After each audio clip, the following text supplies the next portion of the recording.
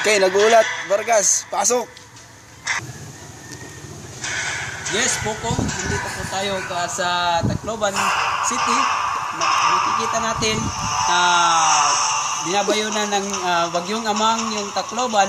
So, kanina dumating si Pope Forces sa Tacloban City sa airport. So, makita natin dito. Nasaan po si Pope? Nandito po. Yun, makita po natin si Pope. Yun, mataba na si Pope. Makita natin yung bigote niya, lumalaki na. So, puntahan naman natin yung sinakyan niya kanina. No?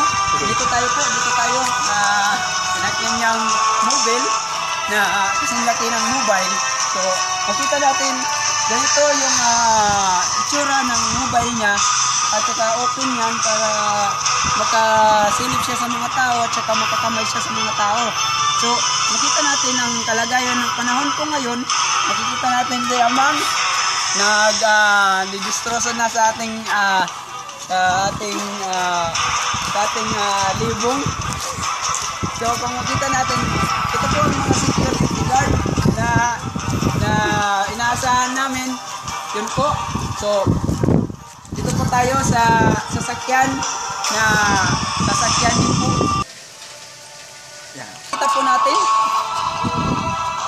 Yun po, nakita po natin si Pope. Di ba? Ang